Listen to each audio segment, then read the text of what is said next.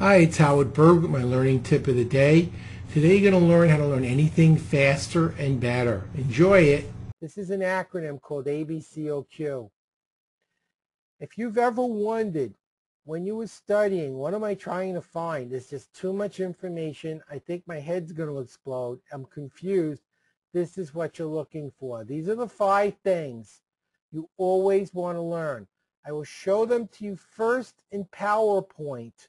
And then I will go into a Word document, which is where you would actually do the work and demonstrate it.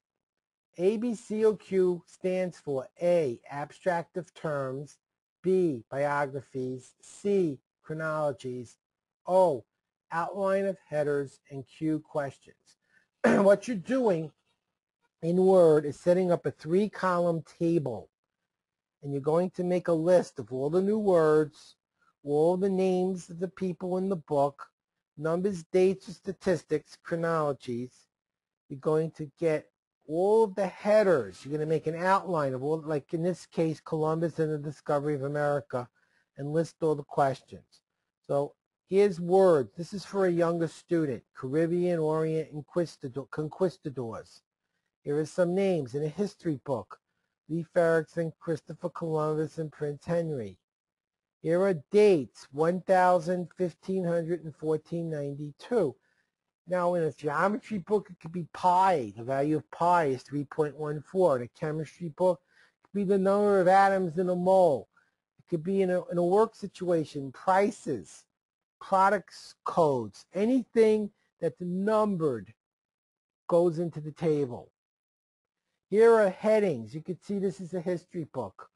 Columbus and the Discovery of America, the Indian and the European, Spanish decline, and finally a list of questions. Now watch closely, please. I'm going to show this to you in Word, which is where you would actually do it. So we're going to go into a Word document, and first we'll look at a bone document. What we've done is we went into insert. Now it's different in different versions of Word, but you have to create a table. If you don't know how, just go to the help menu and ask it, how do I make a table? In 2007, you go to insert, you go to table, you go to insert table. Table's already here. What I would ask for is 3 columns and usually 3 to 500 rows. Column 1, you're going to label at the top header. Column 2, you're going to label key points. And column 3, you're going to label reference. In the header column, this is a Bible lesson, by the way, but it could be any subject.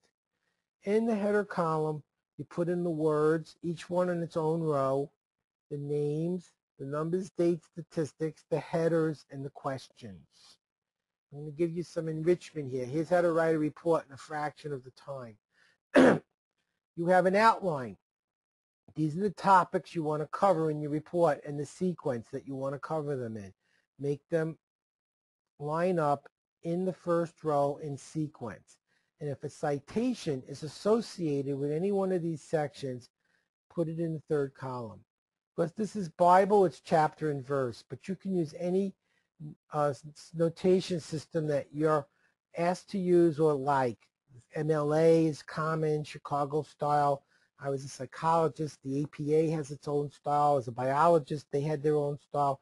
So whatever is appropriate for the work that you're doing is the one you would pick.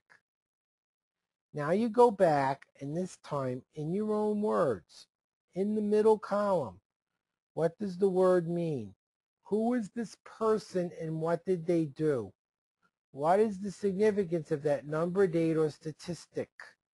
List the 4 key things just learned in that heading section of your book and answer the questions. If you know every word, if you know every name, if you know every number, date, and statistic, if you know every one of the 4 major key points in each section, the answers to every question, what else would you need to learn? The answer is nothing. Now, if you're doing a report, when we were in school, we had to write essays. We didn't have time to concern ourselves with elegance and style. All we had was 10 minutes to write 5 essays, and so we wrote as fast as we could. We're going to treat the header of our essay as an essay test question. And in the middle column, you're going to write the essay as if the clock was ticking. You'll fix it later. You'll fix the spelling and the grammar and the style and the agreement. Right now, the only thing you're focused on is getting done. Now, here's where it gets exciting. You know how Word can merge letters? Well, it can also merge tables.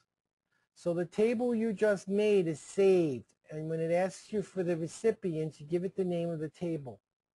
When it asks you for the merge fields, it's going to list the three things at the top: header, key points, and reference.